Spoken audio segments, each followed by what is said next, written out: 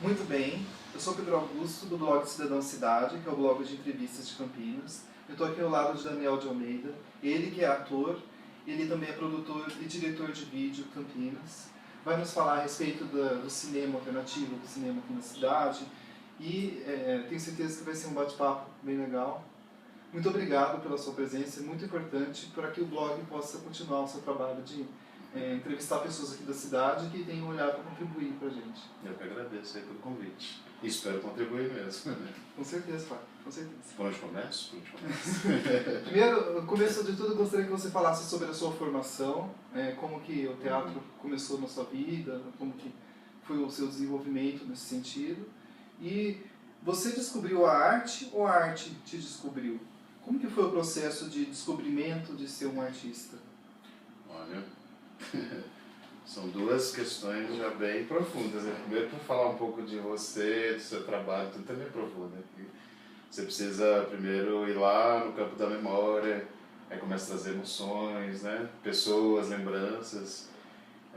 Mas vamos dizer assim que o teatro, eu acho que o cinema veio até antes do teatro na minha vida, né? Porque eu sempre fui um aficionado por filmes, adorava desde pequeno. Ficava guardando aquela coisa do filme que ia ser lançado na TV, porque até na época eu morava em Peruíbe, não tinha cinema lá, até hoje não tem, Peruíbe Baixada Santista. Se você quiser assistir um filme, mas do mercado, da hora, tinha que ir para Santos. Então eu ficava aguardando uns 2, 3 anos para chegar na televisão para assistir aquele filme. Então acho que o cinema já foi meio que me envolvendo para essa questão artística, né? E aí ficava aquela esperança também, até de menino, assim, de falar, poxa, eu também gostaria de um dia poder interpretar, né, fazer aquilo, aquelas coisas todas, que eu achava um tesão. Depois eu fui vendo, desconstruindo isso, né, depois de um tempo. Aí eu saí de Peruíbe, vim para Campinas. Eu me lembro que eu trabalhava no Cambuí, num restaurante, como ajudante de cozinha. E aí no jornal tinha lá, você quer participar de curso de teatro no SESI e tal assim? Ah, tá aberto as inscrições. Eu falei, vou tentar, né? Isso, eu não vou saber a data exata, mas há mais de quase uns 16, 17 anos atrás. Aí fui, me inscrevi lá no Teatro SESI, me lembro que era a professora Simone, dava aula lá no SESI nessa época. Eu tive pouquíssimo contato com ela, porque logo depois veio a professora Inês Viana. Ela começou a dar aula e daí pra cá ela que foi, na verdade, a mestra assim, na parte teatral minha. Aí me apaixonei pelo trabalho dela, me apaixonei pela pessoa que ela é. E lá eu conheci uma outra família, a minha família natural, né? Onde eu nasci, minha mãe, meu pai, meus irmãos. Mas lá eu comecei a construir um outro tipo de família, que até então na minha cabeça não existia, essa família teatral. Que o vínculo às vezes é tão forte que chega a ser até mais forte do que a sua família natural mesmo, assim, em alguns momentos, né? E desde brigas, ciúmes, romance, paixões, aquela coisa, né? Adolescência, tudo se mistura na cabeça. A coisa do teatro, porque primeiro que eu acho que o trabalho do ator, ele é um desprender, um desapego que você tem que ter, porque para você fazer um personagem, eu acho que é muito parecido com o trabalho do psicólogo. Hoje que eu estou fazendo psicologia, estou no segundo ano de psicologia, eu acho que o psicólogo tem muito a ver com o ator nisso. Porque você tem que doar-se àquele personagem, mas sem julgamento, sem preconceitos. Então o psicólogo é a mesma coisa. Quando vê o teu paciente, ele também não pode ter o pré-julgamento, nem julgamento algum, e muito menos preconceito. Então eu vejo que é muito, talvez por isso que eu tenho até escolhido fazer psicologia agora. Mas, e de lá pra cá, sei lá, acho que foram várias peças que foram feitas no SESI, a gente montou um grupo mesmo. O SESI não tinha no começo essa metodologia, mas essa família se tornou uma coisa tão forte porque a gente não saía de lá. Fazia tudo, desde a parte de figurino, a gente construía o espetáculo, o texto. Então, era um sentimento assim, de na verdade acordar e já querer estar lá. Não só pelo espaço. O espaço SESI é só uma representação. É as pessoas que estavam nesse espaço, né? E o trabalho em si. Então, essa vontade crescia cada vez mais e o envolvimento ficava muito maior. E aí foram vários trabalhos que a gente fez. tornou-se um grupo mesmo, que durou um bom tempo lá, fazendo espetáculos desde Brecht, a espetáculos que nós mesmos criávamos. Eu me lembro do Neil Gaiman, que a gente fez os Perpétuos, foi muito legal, foi uma coisa dos quadrinhos para levar para o teatro. Viajamos no estado de São Paulo aí com o SESI, no SESI, né, na viagem teatral, que também foi uma experiência maravilhosa. E beleza, só que assim, o SESI ele tem um trabalho muito legal, que ele dá essa oportunidade para a pessoa que não tem experiência nenhuma no teatro, para fazer o curso, para poder ver uma outra visão de teatro. Mas assim, se você sente a necessidade de um a mais ou de se profissionalizar, ele já não te dá essa oportunidade. Então você tem que já angariar outras coisas. E como a gente é brasileiro, e o pessoal fala muito de crise, eu falo assim, não me preocupo muito com essa crise porque eu sempre fui pobre, então eu sempre tive crise, né?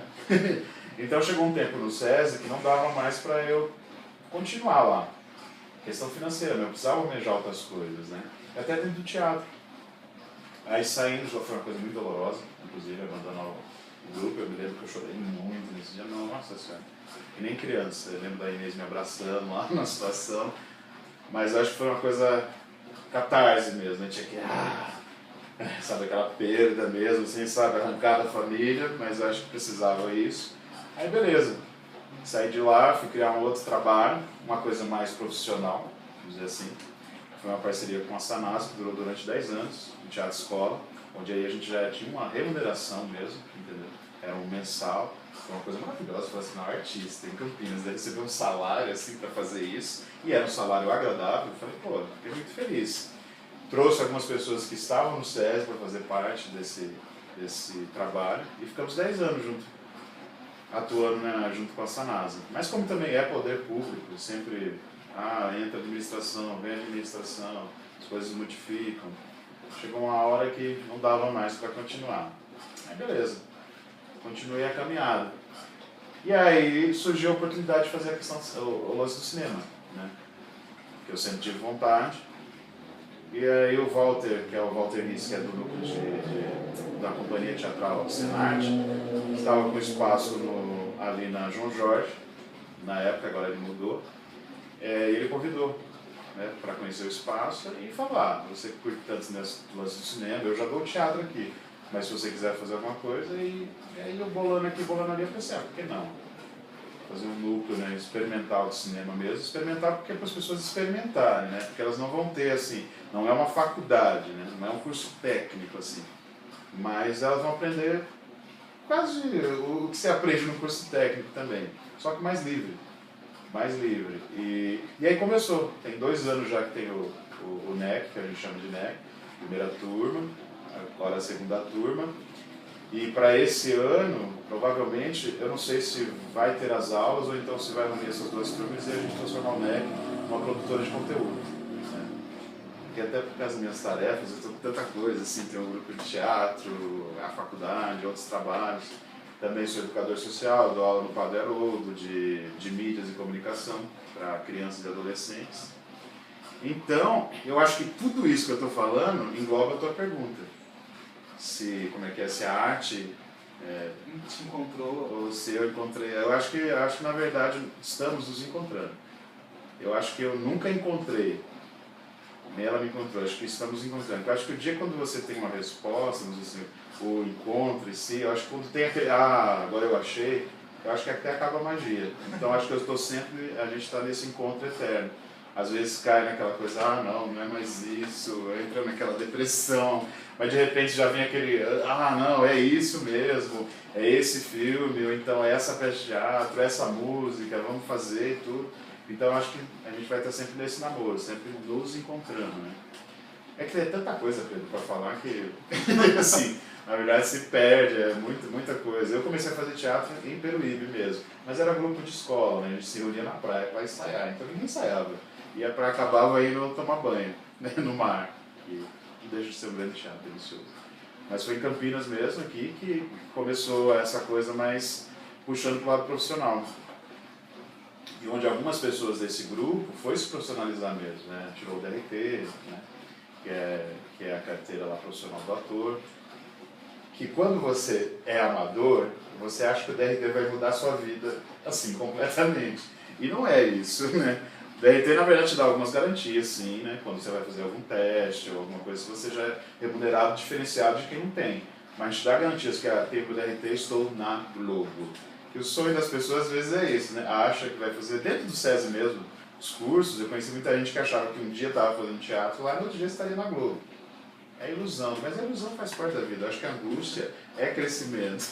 E é bom que as pessoas vão ter esse aprendizado, porque lá tem uma coisa muito humana, a Inês é muito humana. Ela tem uma bagagem imensa, né, de conhecimento, mas ela sabe ser educadora. Né? Isso que é legal. Porque às vezes as pessoas vão nessa coisa, né, que o teatro, as artes, te deixa tão, sabe, num pedestal imenso, e é legal não, que ela já fala assim, olha, na verdade é mais aqui, né, não tem... tal. Então já coloco, porque eu acho assim, o que eu acho errado que acontece na academia, por exemplo, é isso, é romantizar muito o conhecimento e a profissão, e depois quando a pessoa sai, por exemplo, formado, aí sai meio que assim, sabe, e agora, né? Ser ou não ser, né? Entendeu? Então lá eu acho que ela tem muito isso de educadora mesmo, de educar. Falar, não, olha, você pode seguir essa carreira, mas vai ter esses percalços, né? Então você tem que saber equilibrar. Mas eu achei assim, é uma experiência maravilhosa. Eu acho que acho que dentro do que eu falei, já respondo essa sua pergunta também. E aí eu acho que durante a entrevista, se eu for lembrar de alguma coisa, eu vou falando aqui, que é o momento Alzheimer, sabe? Você não esquece essas coisas. Muito bem. O que é o núcleo de cinema experimental Senart? Você já falou, né? Mas eu queria que você falasse um pouco mais sobre a experiência em si dos atores, o que é o núcleo em si, como que trabalha, qual que é o acesso das pessoas, né? Como que faz para quem quiser, inclusive, procurar participar. Quais são os objetivos do trabalho realizado pelo núcleo? Então, na verdade, sim, como eu já havia dito antes, nasceu dessa minha paixão pelo cinema, na verdade, o núcleo, né? E como Campinas não é uma cidade que tem tanta opção assim, de cursos livres de cinema, né? Eu falei, tinha a possibilidade do espaço, que o Walter lá do Senai estava cedendo, porque eu acho que o difícil para um artista é essa questão do espaço, muitas vezes, né? Você ter um espaço físico onde você possa encontrar, ter um banheiro onde a pessoa possa, né, se trocar, utilizar, uma cozinha, uma coisa assim, para fazer um café, uma coisa... Isso é importantíssimo e às vezes é muito difícil ter isso. E às vezes você também não tem grana para alugar. Ou tem, ou só dura tipo 1, 2, 3 meses o aluguel porque não dá o retorno e aí você desiste.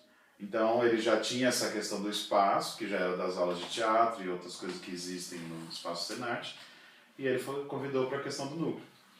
Só que aí eu deixei assim bem claro para ele que eu não queria cobrar, né? Exatamente por ser uma questão experimental e saber também essa coisa social. Eu sei que um curso de cinema é muito caro fazer, entendeu? Então, a galera que geralmente procura é aquela galera que também, né, geralmente está gastando com o cursinho, ou às vezes só tem a grana para o passe de ônibus, aquela coisa, mas tem a vontade de conhecer do cinema, né? Tem aquela necessidade de saber um pouco mais da questão do cinema. E aí surgiu. Primeiro começou ali no espaço que o Senart tinha na João Jorge, era de domingo, de manhã. Aí, isso era uma coisa estratégica também. Eu lancei na internet a chamada. Alguns amigos que já me conheciam também falaram, quero fazer e tal. E a estratégia de ser domingo de manhã é porque, assim, só para louco, sabe aquela coisa assim? Realmente, domingo de manhã, geralmente a pessoa está vindo de um sábado de uma balada ou quer descansar. Então, eu coloquei essa data, esse horário, assim, de manhã, ou os domingos, exatamente, falei, as pessoas que forem vir, é porque estão muito afim de fazer, entendeu? Estão, né, querendo fazer. E dito e feito, né? A primeira turma foi bem interessante, foram 12 alunos, inclusive tinha alunos de Montemor e Hortolândia, achei bem legal, isso eu achei que só ia atingir Campinas, né? E aí durante os encontros, eu trabalho com módulos.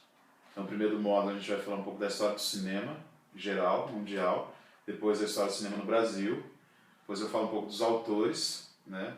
Depois eu falo um pouco dos diretores, aí depois eu separo no outro módulo, que é só no set, como é que funciona um set de filmagem, depois no outro módulo, que são as funções, então o que é um diretor de fotografia, um diretor de som, um diretor de maquiagem, todo o set de filmagem. Depois, eu geralmente trago pessoas, convidados da área para falar um pouco, porque é interessante ter esse debate, a pessoa já fala, aquela pessoa já está trabalhando, ela já vai te dar uma outra. Uma coisa que eu acabei de falar, né? É muito daquilo que a Inês faz também, da educação. Acho que a educação é isso, trazer outras pessoas para o debate é interessante porque te dá uma outra visão do próprio cinema, né? No nosso país, pelo menos. Né? Porque aqui a gente não tem como ser indústria, né? Ainda. Não sei se futuramente. Porque nos Estados Unidos é indústria, é coisa de manteiga, né? Um filme a cada tantos meses tem que ter tantos filmes para ir para o mercado. Aqui a gente não consegue fazer isso. A gente é um país que passa fome. Então não dá para falar que a arte está em primeiro lugar. A gente tem muitas coisas a resolver para depois, vamos dizer assim, é uma pena, mas tem muitas coisas sociais para ser resolvida para falar assim, então eu vou investir bilhões no cinema, e aí sendo que tantas pessoas estão morrendo de fome no país, entendeu? Então é complicado, é exatamente nesse pensamento, essa questão que eu falei para o Walter, eu não gostaria de cobrar, entendeu? Mas todo o material que for feito vai estar o logo do Senarte e tudo mais, entendeu? Vai ser uma parceria mesmo. E ele aceitou e a gente fez.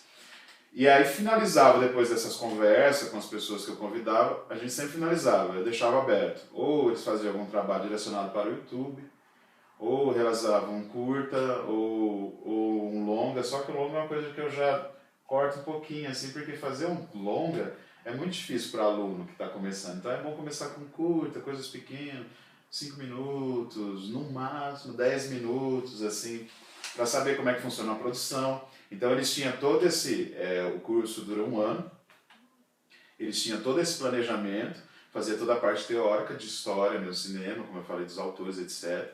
Depois vinha essa parte mais prática de como trabalhar com iluminação, com a direção, com os equipamentos, para finalizar num trabalho, que eu acho que sempre é legal isso também, que muitos cursos que eu acho falta, às vezes fica a parte teórica e não tem prática. Não sei, eu vejo que é muito importante a prática, porque só a teoria eu acho que não embasa o cara, entendeu? Não embasa a pessoa a praticar mesmo, né? Não estou contra a teoria é importantíssima, mas eu acho que tem que ter a prática. E eles praticavam, faziam um filme. Aí, no primeiro ano, foi realizado 3 curtas deles, cada turma escreveu seu próprio roteiro, né? E como alguns já tinham experiência como atores, também quiseram atuar. Eu até deixei, né, aquilo para ver, mas depois, porque a minha função era orientar ali, mas depois eu coloquei a crítica, eu falei, às vezes você quando está na função de direção e atua ao mesmo tempo, é muito mais difícil, o cara tem que ter muito mais cacife para fazer isso, você tem que estar por dentro de tudo, e às vezes você está naquela coisa, né, tão centrada em fazer o personagem e tudo mais, que esquece da direção. Aí muitas vezes ficava para mim como orientador, eu falei, vocês estão errando nisso. É vocês que são o diretor. Para ter essa coisa mesmo. Para saber onde eu erro, para saber o que eu faço. Porque o legal do núcleo é isso. Não é para sair o filme perfeito. Não é essa a ideia. É para errar. Para errar bastante, para daí, quando ele tiver uma experiência mais profissional, ele acertar. Né? E aí, beleza. Formou-se essa primeira turma. A gente fez um pequeno dia lá de apresentação dos filmes. Aí já veio a segunda turma. Foi do ano passado. Eu, como tinha tido a experiência dos 3 curtas, que deu muito trabalho fazer os 3, dá um trabalho, né, porque você tem que ver, agendar espaço, aí ver o roteiro, se é possível ou não, que uma pessoa queria gravar, por exemplo, um manicômio. Eu falei, mas onde vai ser esse manicômio? Podíamos fazer no MISA, lá no Museu da Imagem do Chão. Eu falei, legal, tem que ver autorização. Mas tem que levar uma cama pra lá. Aí tudo sem entender. Aí a pessoa vai ficando assim, que é o legal, para saber a dificuldade que é produzir um filme, né? E aí esse ano que passou, eu decidi fazer um só. Apenas um roteiro que ia ser contemplado. E aí foi legal que a turma escreveu seus roteiros e a turma do ano passado, retrasado, quer dizer, que avaliou qual roteiro que seria, né, gravado. Que sorteou. Eu falei, eu vou isentar também para não falar, o Daniel tá escolhendo tal fulano. E aí produziu. Aí isso foi bem legal. Foi o curto, a gente gravou no Mercadão. Inclusive acho que tá para lançar ainda, vai ser meados de maio. Chama Peixes e Frutas, o nome do curto. E conta um pouco mais um romance de um peixeiro lá com uma moça que que sempre fica comprando as coisas, e o Mercadão é o pano de fundo. Eu achei bem bonito assim, a coisa do Mercadão que valoriza bem a cidade. E o núcleo ele funciona dessa maneira, na verdade, para as pessoas experimentarem o cinema, experimentarem a produção audiovisual, e se de repente isso tocar um pouco mais, ela procurar uma coisa mais, uma formação mesmo, ou começar outros trabalhos. A Paula, da primeira turma, ela acabou de se formar em audiovisual na faculdade da Metrocamp. Achei legal isso, que ela se interessou e foi fazer um curso meio profissionalizante. O Thiago, que é um cara também da primeira turma, é uma pessoa que eu sempre passo trabalho para ele, porque ele se envolveu bem, essa coisa de edição e tudo mais. Então, na verdade é um experimental, mas aquelas pessoas que a gente sente que fala, essa pessoa vai dar continuidade, eu também vou meio que, olha, tá rolando um trabalho aqui, ó, tá rolando um festival ali, ó, por que você não faz essa coisa aqui que tá rolando, tal. Então, na verdade, o núcleo ele vem para trazer essa coisa do cinema, até para cair na realidade das pessoas, né, o que é o cinema, e também para pensar, é isso mesmo que eu quero, eu posso me profissionalizar, posso ir atrás e procurar outro trabalho. Então, na verdade, o NEC veio para isso. E uma satisfação também própria, eu acho, né? Vamos pôr o ego aí, né? Também é uma satisfação, porque eu fico com puta de um tesão lá quando eu vejo o trabalho realizado da garotada lá. Entendeu? Acho que é isso. O teatro e o cinema possuem, cada um a seu modo, uma forma de magia. Cada linguagem com um universo particular a ser explorado. Com base na sua experiência, como você avalia a produção teatral e cinematográfica nacionais atualmente? Olha, eu avalio receoso, acho que a palavra é essa. Dentro do próprio curso lá do NEC, a gente fala um pouco da história do Brasil. Aí não sei se você lembra da Era Collor, né? Que um pouco da história do cinema que tinha, quando tinha, vamos lá nos primórdios lá, né? Tinha Vera Cruz, né? Teve aquele boom do cinema, né? No Brasil, altas produções, vinha diretores da Alemanha, diretores italianos para gravar aqui, contratavam para trabalhar aqui. Aí você tem Cangaceiro, você tem o Pagador de Promessas, você tem Tico no Fubá. São filmes, né, que da época que fizeram assim, o cinema nacional a nível internacional, né? E tudo bem, aí foi, a Vera Cruz começou a perder um pouco mais, depois lançou logo após a Embrafilme e começou a ter um recurso que não tinha na época, que era de impostos, onde impostos recolhidos de empresas, né, e até também de cidadão comum, poderia ser destinado à questão do cinema, né? Depois um pouquinho, anos depois, veio a lei do audiovisual, que rege até hoje, né? E aí entrou o Sr. Collor.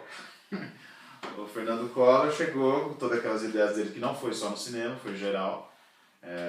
Hoje mesmo eu estava falando sobre isso, aquela questão, né, de congelar as contas, né, que destabilizou muita gente emocionalmente, financeiramente, e o cinema levou também isso. Eu me lembro que nessa época, eu acho que o Brasil conseguiu produzir um único filme, um filme do Walter Salles, chama Grande Arte, só. É um filme até com o Peter Coyote e esqueci o nome do ator, que já faleceu, meu Deus do céu. Raul Cortez. O Raul Cortez que fazia. Foi só, mas também passou assim, despercebido. As pessoas começaram a ver mais só depois de um ano que ele foi lançado em vídeo, né? Mas foi só. Aí depois o cinema desbancou total. Aí passou a Era Collor e tudo mais, né? Veio aquela questão do Fernando Henrique, ainda estava naquela transição, né, da questão da moeda, que é para fortalecer, porque a nossa moeda nunca foi forte. Né? Aí veio todo esse plano para tentar fortalecer a moeda, o RV e tal, para depois chegar no real. E aí falou-se da retomada do cinema nacional. Né? E um dos filmes que representa isso é o Carlota Joaquina, da Carla Camurati.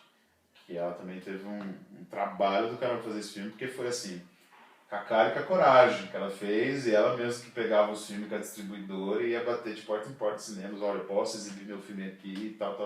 Porque até então o cinema nacional já estava meio esquecido, entendeu? Aí veio, a partir desse do Carlota Joaquina, começou a ter essa retomada do cinema nacional. E o teatro, eu acho que assim, dentro disso, o teatro para mim, ele representa a resistência. Um pouco diferente do cinema, que o cinema, acho que ele depende muito de muita gente, muito mais na parte técnica do que na parte, vamos dizer assim, artística, na frente das câmeras. Acho que é mais o artista de trás das câmeras, essa parte técnica. Geralmente você pode fazer um filme com uma pessoa, mas você tem 300 pessoas trabalhando. E aí você tem leis trabalhistas, você tem equipamentos, você tem tudo isso. Então, para manter isso, é caro, é muito caro. O teatro, não vou dizer que não é caro, fazer altas produções é caro também, mas o teatro ele tem uma vontade de, por ser de resistência, junta 3 ou 4 pessoas malucas e faz o teatro e faz acontecer. Então ele sempre foi um movimento de resistência, né? No contexto atual, eu coloquei a palavra receoso porque, mais uma vez, voltando à questão da era Collor lá, aí vem outro governo, agora a gente está vivendo essa transição maléfica, né, dentro do nosso governo, né, que a gente não sabe, a gente está assim, parece que está extasiado, a gente não sabe nem de onde veio, nem para onde vai, a gente está no meio, né, às vezes a gente sabe se estamos lutando por isso ou por aquilo, aí quando vê, eu estava lutando por aquilo, não por isso, entendeu? Então eu acho que tá meio perdido, e aí isso reflete na arte também, reflete numa questão de resistência, de poucos diretores que conseguem fazer um cinema engajado, político, e de diretores também de teatro que conseguem fazer um teatro de resistência. Aí você tem o Teatro Oficina, né, do Zé Celso, que eu acho que é um dos mais resistentes atual, né, ele próprio, é um cara que está super resistente nessa área, mas você vê, por um outro lado, um teatro espetaculoso também. O que eu falo de teatro espetaculoso? Aquilo que o Arthur criticava, não estou falando que é errado, o Arthur criticava essa questão do teatro espetaculoso, que é só o teatro só pela glória e pelo cachê, nada mais. Não o teatro pelo sagrado em si, entendeu? O Arthur ele sempre defendia isso, que o teatro é um sagrado, então quem está fazendo tem que respeitar sim como um sagrado. E hoje você vê muito isso, uma questão de espetaculoso. Outro dia eu estava no espetáculo e o Paulo Scaff era uma das pessoas que, né, patrocinava, ele falava tudo bonito, né, sobre o espetáculo. Tudo bem, aí você vê aquele espetáculo gigantesco, maravilhoso, você fica embasbacado, né? Era o Don Quixote, que é da direção do Miguel Falabella. Mas aí você fala, poxa, mas tem muitas companhias no Brasil inteiro, né? Se tivesse o mínimo desse recurso, fariam coisas tão ou quanto aquela de maravilhosa, entendeu? Mas muitas vezes não está dentro do contexto do que é espetaculoso. Espetaculoso, quando eu falei isso, midiático, só para trazer público mesmo, meio, apesar de ser o texto do Cervantes, mas é um espetáculo, você enche os olhos, tão gigantesco, para quem conhece o texto, tudo bem, né? Super político, né? Aquela coisa, mas para muita gente, quando eu via no teatro, saía, que lindo, né? Você viu figurino, não sei o quê, tudo. Mas o contexto político passava em branco, sabe? Aquilo me incomodava, eu falei, poxa, o Don Quixote é uma história tão política, aquela coisa, e ao mesmo tempo, aquela loucura dele, onde ele é um senhor, e aí tem lá o servo dele, né, que é o Sancho Panza, e ao mesmo tempo ele dá essa oportunidade do Sancho virar senhor também, porque muitas vezes o Sancho Panza acaba guiando o próprio Don Quixote ali. Aquela luta por aquele moinho, que eu vejo muitos de nós hoje, brasileiros, né, lutando contra esse moinho, né, que vê como um dragão, né? E na verdade muitas vezes é um moinho, porque o que eu estou vendo hoje é que nós estamos lutando contra nós mesmos. A gente não sabe nem contra quem nós estamos lutando.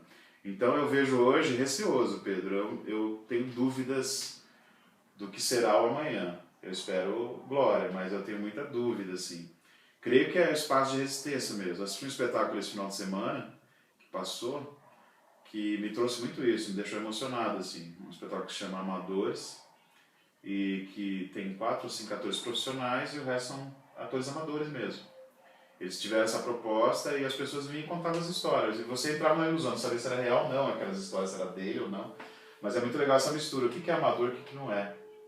Né? De você ver uma pessoa que é um ator, que nem tinha um ator pornô lá mesmo, de repente ele pegava o violão e fazia uma bossa nova assim, que você fala, meu Deus, arrepiava. O quanto de profissional ali. Então, o que é ser amador, o que não é. E essa resistência que eles fazem, esses atores da companhia Iato, é lindo, entendeu?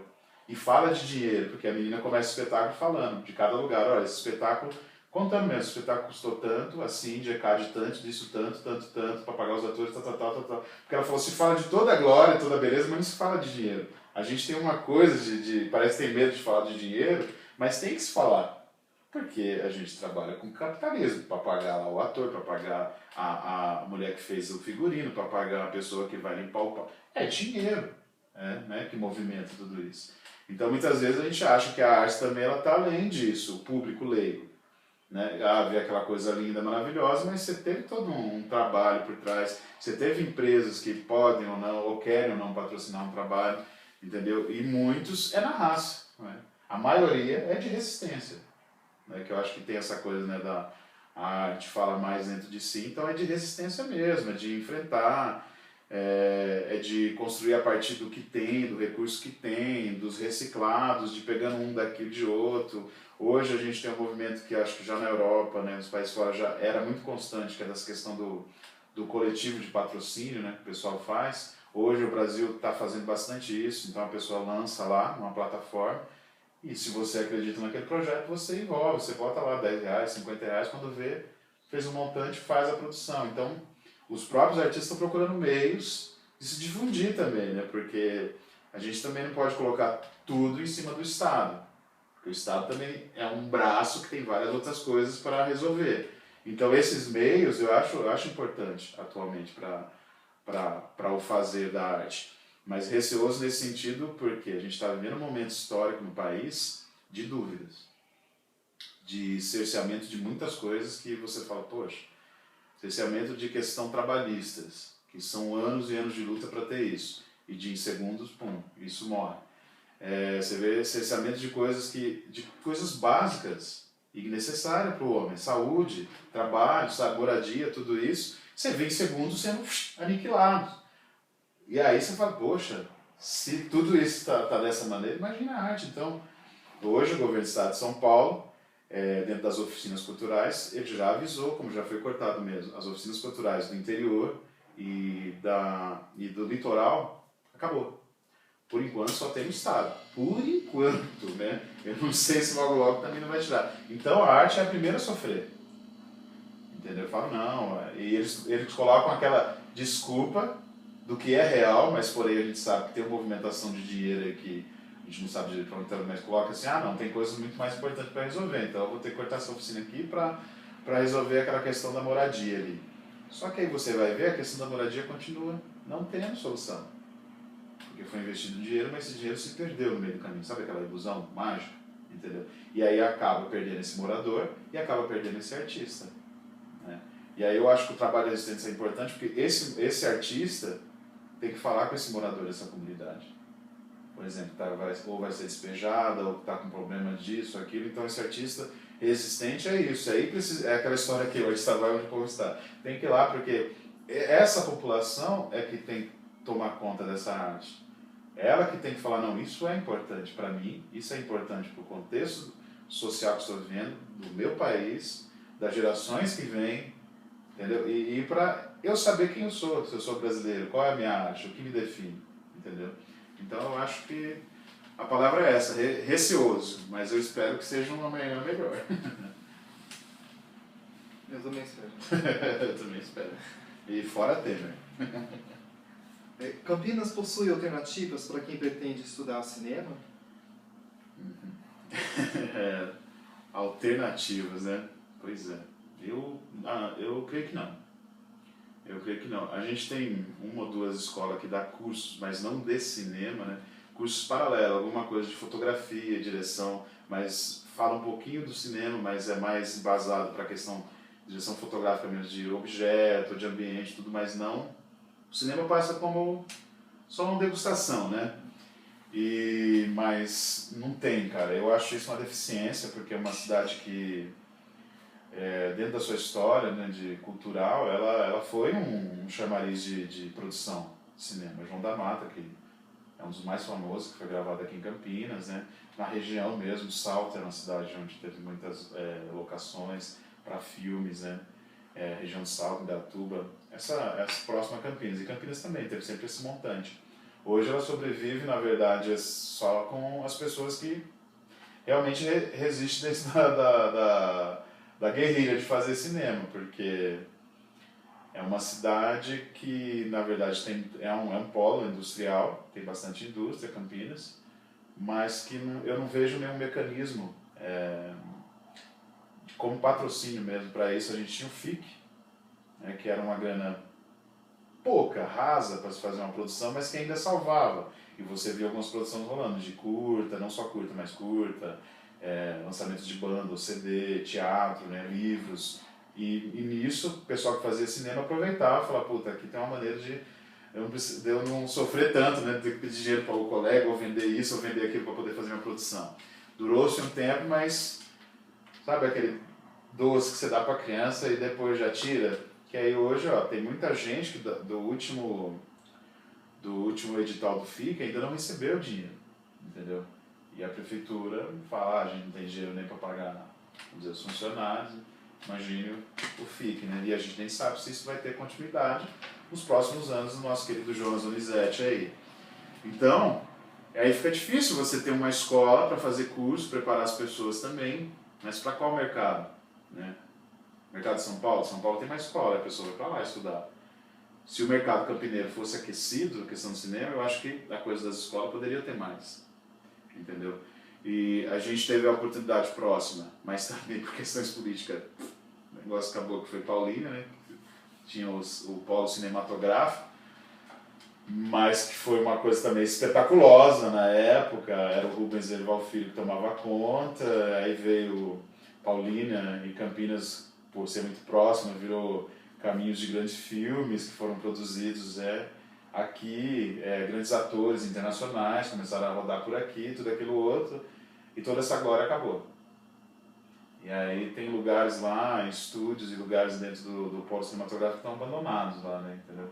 Onde poderia ter o curso, né? Na época tinha até o Senac e a FGV davam cursos lá, entendeu? Se não era de graça, era num valor bem social para a galera fazer, mas também acabou. Então, eu acho legal esses movimentos que acontecem, mas tenho medo disso também, quando tem uns interesses meio maléficos por trás, porque dá aquela esperança, pô, que legal, agora a gente vai poder produzir cinema que possa. Aí e pum, acaba, do nada, vira poeira. Aí você fala, putz, agora, tô de novo, guardado. E aí as pessoas começam a falar, não, essa área não vai entrar não, porque não vale a pena, né? Sabe, muito difícil, que é muito difícil mesmo. Então, assim, Campinas não tem espaços, que você vê alguns cursos de algumas pessoas existentes mesmo, e que se a pessoa quiser realmente especializar, ou ela vai fazer uma faculdade de cinema, que é a mais próxima que a gente vai ter aqui, em Salto, e depois o São Paulo, entendeu? São Paulo que a pessoa vai ter lá. Lá tem as academias de cinemas, né, que são professores, inclusive, de faculdade de cinema que acabaram abrindo, né, como Academia Internacional de Cinema e alguns professores, né, que são renomados. Também tem o Barco, que é uma instituição lá também maravilhosa, que dá altos cursos de cinema, né, de direção de fotografia com gente renomada, da questão de iluminação, figurino, tudo. Então, São Paulo movimenta um pouco mais isso, entendeu? Até pelo tamanho do que é a megalópolis lá, né? Agora, Campinas, cara, por ter esse histórico, né, não só de cinema, mas do teatro e tudo, eu acho uma pena não ter mesmo isso. Porque acaba virando assim, parece que é hobby, sabe?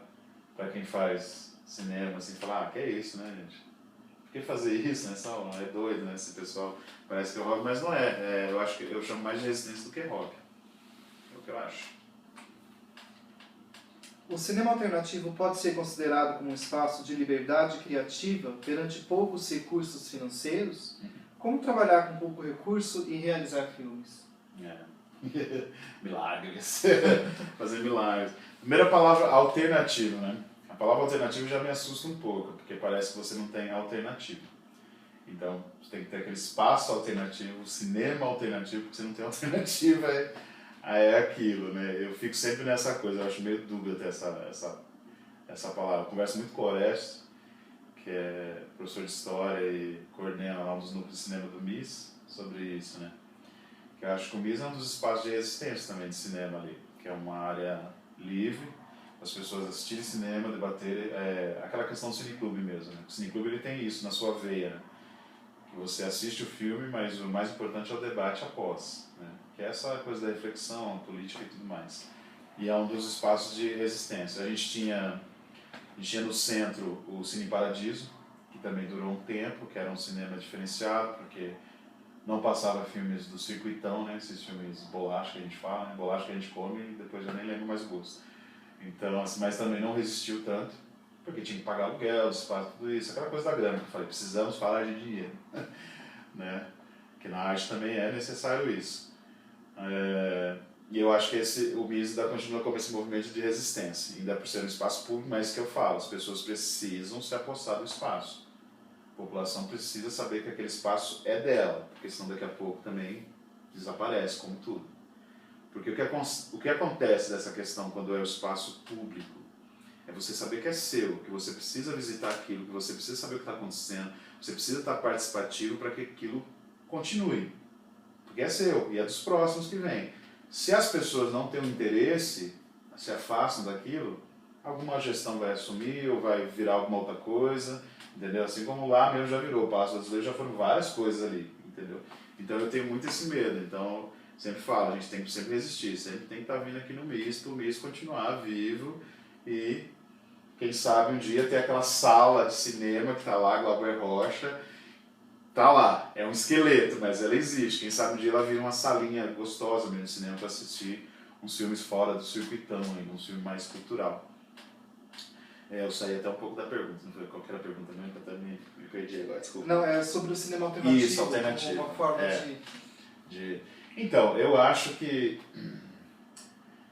a questão do alternativo, vamos dizer assim, sabe quando você está dirigindo um carro? E aí tem um pedágio na frente e o pedágio custa R$20, você só tem 15. Mas aí tem uma ruazinha de terra que você pode contornar ela para chegar no mesmo lugar e não passar pelo pedágio e ter os seus R$15 para algum outro uso. Então eu vejo que essa alternativa entra dentro disso. Até respondendo a questão que você fala assim, de custo e de trabalho.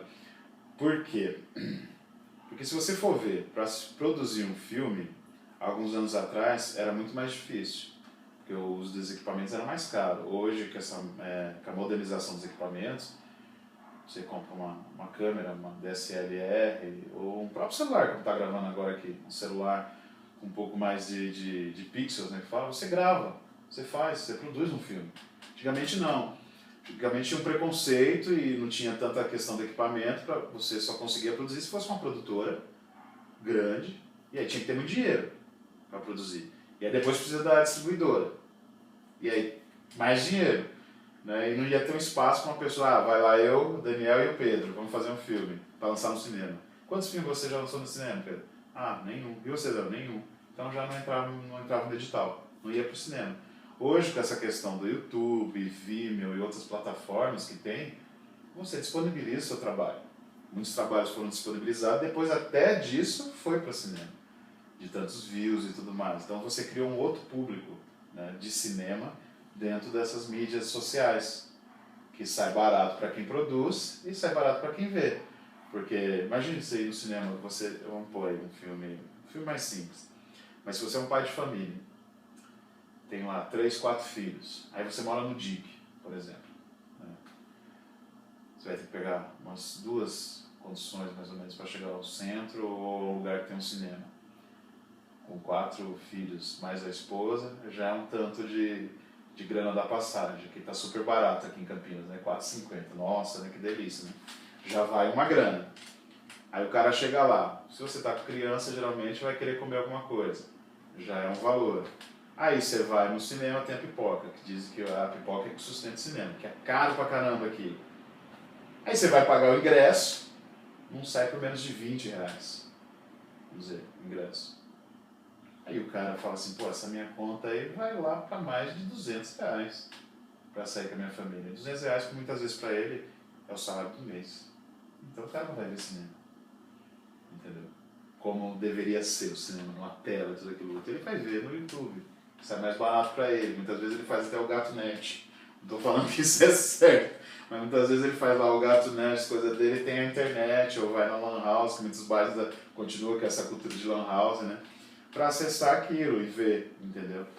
Então eu acho que a resistência dessas pessoas que também produz através de rifa, que faz com colegas, ou emprestado de um, ou vende uma coisa para produzir o filme, ou alguns que tentam alguns editais, né? Tem os PROACs que às vezes conseguem, né, um valor menor, tipo, tem PROACs aí de 40 mil, 30 mil, não é nada se você for ver para uma produção de um curto ou de um filme. Mas se o cara que já não tem nada, tipo assim, consegue 30, 40 mil, já realiza pra caramba. Por quê? Porque eu acho que essa pessoa que é alternativa, e que a alternativa que ela tem, ela é muito criativa. Eu acho que a alternativa está dentro da criatividade. A pessoa é de uma criatividade assim imensa que ela consegue transformar aquele R$ 2 em 1.000, entendeu? Para fazer a produção dela. Por quê? Porque ela resiste, porque ela ama aquilo que ela faz.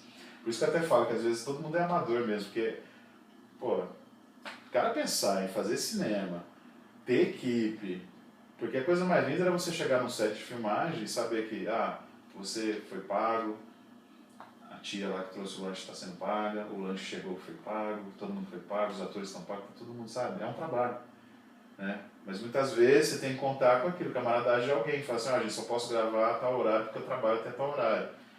Então grava madrugada, porque de dia o cara tá trabalhando e tudo. Então você não pode atuar, e a gente dá um DVD, coisa do tipo, sabe? Então é assim, na verdade é na resistência mesmo. Então quem faz esse trabalho de resistência, eu falo que esses são os grandes loucos do cinema, os sonhadores mesmo, entendeu? Porque você ter a grana na mão é mais fácil. Eu acho que é bem mais fácil. Você consegue produzir mais ali, né? Mas não consegue ter tanta criatividade que nesses caras. Esses caras não tem nada, mas realizam umas coisas que você fala, meu Deus do céu, né? Como é que o cara fez isso? Com a criatividade, com o que ele tinha na hora, com o que ele inventou, com o que precisava de tal cama, mãe, a gente vai pegar a sua cama e vai usar durante um mês na casa de não sei quem. Empresta, a mãe só fica usando um colchão e assim vai. E muitas vezes depois que lança o filme, o público assiste, debate de maneira gloriosa, não sabe nem os percalços que passou por aquilo, entendeu? E aí você vê, o que é mais legal, você vê no olho da pessoa aquele brilho, fala, puta, o trabalho está realizado, sabe? Olha que gostoso, né? E aí, mesmo lá o cara todo rasgado por dentro, cansado daquilo outro, quando ele termina o trabalho, ele já começa a pensar no outro. Porque é uma coisa que é viciante mesmo, né? É uma coisa meio, é uma droga. É viciante mesmo, assim. Não tem como você terminar um, você já está querendo pensar no outro, assim. Exatamente por isso, tem essa coisa gostosa também, porque só quem faz um set e nessa coisa alternativa sabe o quanto é gostoso ali, porque você não está só fazendo cinema, você está fazendo política ali, entendeu? Você está fazendo resistência, você está sabendo do problema do outro, entendeu? E por não ter essa coisa também de produção mesmo, de datado, tem que ser assim, olha, quanto foi gasto aquilo outro, as pessoas ficam até mais próximas e outros problemas surgem e acabam se resolvendo no set. Acaba até sendo um setting terapêutico, o próprio set de filmagem, né? Então eu acho que a alternativa é isso. Eu gostaria que essa palavra alternativa virasse uma outra coisa. Eu acho que deveria ser uma coisa funcional. Acho que deveria ser cinema funcional mesmo, né? Mas a alternativa é o que a gente está tendo. Então eu acho que é o que a gente vai fazer. É a alternativa da resistência. É sempre pegar a estradinha de terra para desviar do pedágio. Há poucos locais apropriados para a apresentação de filmes na cidade de Campinas. Para uma cidade de cerca de 1 milhão de habitantes, há potencial para estimular a formação de público através de espaços culturais, com acesso ao teatro, ao cinema e à exposição. Os poucos espaços que a cidade possui, porém, carecem de falta de público. Como reverter essa situação?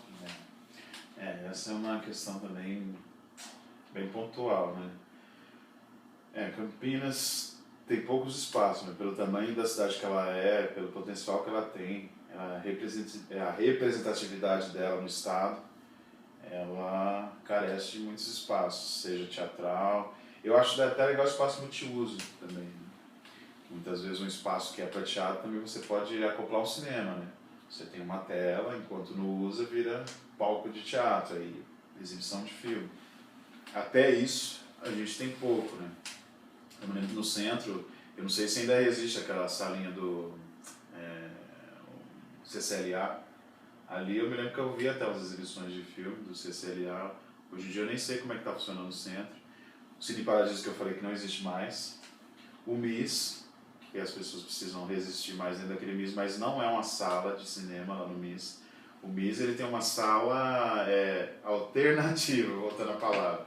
É uma sala comum, com poltronas que não são de cinemas e que não tem também a angulação para você poder ver na tela. É uma parede, né, onde exibe filme, onde se resiste. São duas salas, uma maior ou menor, mas que é assim. Onde você só tem, não tem angulação, então geralmente você vai ver sempre na direção única. Isso é muito ruim para a visão. O cinema já tem essa angulação e o teatro também, porque quem está na poltrona de trás vai ter angulação, vai ver o mesmo que o outro aqui. Ali já não dá, então é uma alternativa. Quando é dia de muito calor, você sofre pra caramba, que são ventiladores comuns que estão ali para pôr e é muito quente. Então é uma sala alternativa. Então, não tem, a sala que até hoje luta vai tempo, que é a sala Glauber Rocha, tá lá. Existe algumas exibições assim de cinema lá, até como resistência, mas é uma sala que não está terminada, não tem uma cabine de projeção, tem uma madeira lá como tela, entendeu? E outros espaços. Aí você tem uns espaços privados, né? E espaço privado, né? É privado também de você entrar lá para assistir. Isso você tem. Mesmo assim dá pouco na cidade, sabe? Os espaços privados. Você tem ali na Aparecidinha o Maria Monteiro, né? O espaço Maria Monteiro lá na Aparecidinha, que é um espaço de teatro, que eles também usam multiuso, exatamente porque não tem uma sala apropriada para uma coisa e para outra, então tem que ser uma coisa meio multiuso, né? E às vezes é um panão mesmo enorme lá, uma cortina branca para exibir num data show um filme, entendeu? E eu acho que falta essa coisa também de centralizar, de ir para algumas comunidades, como por exemplo, comunidades que... Ouro Verde tudo bem, você tem o Shopping das Bandeiras, que tem cinema lá, mas é privado, é aquilo que eu falei, é caro, para você ir com uma família maior fica difícil. Mas aquela região de Campinas é muito grande. Ali é uma região que ela tem a sua independência até, né? Então, haveria de ter políticas públicas para ter espaços culturais, onde você poderia ter uma sala de cinema, uma sala de teatro. Não precisa ser uma sala para 2, 3, 4, 5, 10 mil pessoas, né? Mas uma sala que acoplasse aquela região também. Onde a pessoa... Isso eu falo, eu não estou tirando que a pessoa não tem que vir no centro para consumir as coisas. Pode vir ao centro para consumir, mas é que ela tem o alternativo para ela, que às vezes ela só tem o dinheirinho para ir até ali, e ela vai e ela tem a opção da mesma coisa que tem no centro, entendeu? Se um dia ela quiser vir para ver uma orquestra sinfônica no centro tocar, ou a orquestra ir lá também no bairro tocar, vice-versa, ter isso. Eu acho que a parte de do público é questão educativa, educação mesmo. Eu acho que tudo vai permear dentro da educação. A gente tem, como o Paulo Freire falava, a nossa educação é muito séria, nossa educação é educação bancária, né? Ela funciona dessa maneira. A gente não é educado para refletir, para ter crítica, né? E para construir. Se você já tem uma educação de cinema dentro da escola, uma educação de teatro dentro da escola, se você tem uma educação filosófica dentro da escola, você automaticamente tem uma comunidade, tem um público que vai defender isso dentro da comunidade dela, de ter um espaço assim, que ela quer ver, e sabe quanto isso é importante para a formação dela e para a informação dela. Então, eu acho que parte realmente desse movimento da escola, né? Outro dia tinha até um aluno falando assim, né, para mim, professor, tem horas que dá vontade de explodir a escola, e eu fiquei quieto, mas eu pensei, nossa, é verdade, eu tinha que explodir todas, derrubar todas mesmo assim, para que haja uma transformação, porque na verdade, assim, a escola ela continua desde o que ela desde a sua época espartana, né, que era coisa de guerra mesmo, né, para formar soldados, né, veio desde isso e continua até hoje, né, formação de produtos, é bancário, aquela coisa, né, você não prepara pessoas, para refletir, para ter crítica, não, mas só para dar continuidade. E agora mais ainda, com essa questão de escola, brincadeira, né, escola sem partido. É até uma piada isso, né, uma piada bem sem graça mesmo, mas mais ainda esse plano governamental mostra que a educação tem que ser assim, olha, você tem que ser isso, você isso, você isso, você isso, você é um produto. Você não tem que ter angústia de refletir e pensar, meu Deus, o que eu quero ser? Porque a partir do momento que a criança ou o adolescente, principalmente, pensa, meu Deus, o que eu quero ser, esse movimento é de reflexão. E aí cabe à sociedade e ao poder público falar, ó, você tem esse leque de opções. Né? Só que quando você direciona, como essa escola sem partido, não, você só pode ser isso. É um determinismo muito grande. E eu tenho medo de tudo que é determinismo. Eu acho um determinismo muito grande, porque você não dá uma esperança. Eu tenho alunos que acham que a profissão só é profissão aquilo que é próximo à realidade dele. Que é ele ser um pedreiro, ele ser pintor. Não estou diminuindo essa profissão. É ótimo, mas ele tem uma gama de coisas que ele pode alcançar. Mas como a escola sem partido diz que ele tem que ser isso, ele vai ser aquilo. Ele não vê um outro leque, né? E aí, imagine então ter arte dentro da escola, que a arte te dá o leque mais ainda, que te leva num mundo que não é esse, não é terreno. Então, para que eu vou ter isso dentro da escola? Para fazer a pessoa refletir? Eu não quero pessoas que reflitam, né? Eu quero pessoas que façam, trabalhem. Reclame menos e trabalhe mais, né? Porque essa né, o grande chamariz desse governo atual aí. Então, eu acho que essa falta de público vem disso. Dessa questão educativa, porque às vezes você tem alguns espaços, vou citar o SESI, que as pessoas falam, o espetáculo é gratuito. Eu falo, olha, amigo, não é gratuito, você já pagou por isso, na verdade, porque ela faz um serviço para a indústria, ali tem os funcionários, ali são deduzidos impostos, os impostos que a gente paga, então você já pagou, não sinta que está te dando de graça, é algo que você já pagou também para aquilo. E é um espaço legal, né, que eles têm um teatro, no César Moreiras, e que muitas vezes não vai público mesmo, né? Primeiro tem uma coisa de marketing, divulgação. Acho que marketing digital, hoje o SESI está investindo mais em marketing digital. Acho legal isso. E dessa coisa também de educar público. Não tem essa coisa. Talvez, por exemplo, o SESI, como é um produto, está ligado à indústria, ele poderia, de repente, em alguns momentos, como ele tem daquela coisa das oficinas que o Senai tem, que vai um caminhão, ou que eles têm da questão da gastronômica, que eles ensinam lá a almoçar bem lá por um valor menor. A questão do teatro e do cinema, eles podem fazer isso de repente começar a visitar alguns bairros, para criar essa coisa educativa e falar, ó, mas existe um espaço físico onde você pode estar indo com a sua família e apreciar um espetáculo dentro de um espaço onde é próprio para apreciar um bom espetáculo, entendeu? Então falta esses dois, né? Esses dois meios de educar. Aquilo que a gente sabe que a escola deveria fazer, mas não faz porque é um projeto que foi criado e deu certo, o projeto educativo que a gente tem, que é isso, que é só apenas para você repetir coisas e não aprender, entendeu? E aí essa política que eu falo é econômica, né? Porque muitas vezes o cara não tem a grana para sair lá do bairro dele para ver um espetáculo de teatro e falar, não, vou assistir Faustão, entendeu? É a cultura que está muito mais próxima dele, que é só ele chegar e ligar a televisão, entendeu? Aí às vezes não se desprende disso, mas se você tem uma coisa educativa que abra esse leque na cabeça da pessoa de que aquilo é importante, eu acho que muda, entendeu? Essa visão. Que o teatro é importante, a música é importante, o cinema é importante, a literatura é importante, as bibliotecas são importantes para você se informar. Eu acho que quanto mais isso é bombardeado mesmo dentro da escola, a gente tem o público que vem aí que vai modificar isso, entendeu? Porque por enquanto eu vejo que acho que o maior problema é esse, Pedro. Eu vou fazer uma pergunta agora para você, que depois que você falou sobre a cinema alternativo, até talvez soe um pouco redundante, mas eu gostaria que você falasse. O que é o cinema alternativo, do seu ponto de vista? Como que você... Assim, dentro da história do cinema comercial, como ele surge, como que surge, o que é?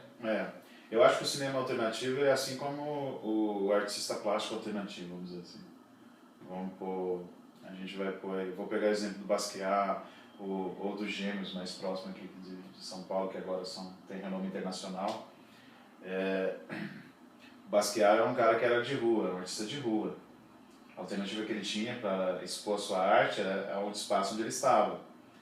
E aí depois alguém que viu isso, viu uma possibilidade não para ajudar o Basquiat somente, mas viu uma possibilidade de um grande artista que poderia movimentar grana, tanto para um como o outro, que é bom, né? Precisamos falar sobre dinheiro, que você fala, trouxe o Basquiat para esse mundo onde a gente conhece hoje as obras dele, assim como os Gêmeos também. Os Gêmeos, eles eram grafiteiros, né, que usavam a região de São Paulo, né, para expor a tua arte, para comunicar com o outro aquilo que ele gostaria, né, através das pinturas dele. E hoje os Gêmeos são os caras bam internacionalmente aí. Né? E recentemente a gente teve um movimento do prefeito Dória lá, que é da cidade limpa, né? Pra mim ele sujou mais a cidade, botando aquele cinza lá que... Nossa, ele devia pintar o dente dele de cinza, né? Não aquilo, né? Que são artistas que se engajaram para fazer aquele movimento, para comunicar com a cidade. A gente sabe que isso é um movimento que vem de vários outros países, onde conversa com a população, onde fica muito mais bela aquela coisa já gélida e cinza de São Paulo, onde você de repente esquece aqueles monte de prédio e vê aquele quadro gigante no meio da rua, entendeu? Aí se você fala, por um momento você está dentro do museu, você está dentro de um espaço de artes plásticas ali, entendeu? Então eu acho que isso é muito legal. Esses são os alternativos que eu falo, né? E dentro do cinema é a mesma coisa. É essa resistência de que muitas vezes, às vezes você cria um roteiro e aí você ama aquele roteiro e quer que aquele roteiro siga aquilo que você tem desde o comecinho até para produzir e depois finalizar.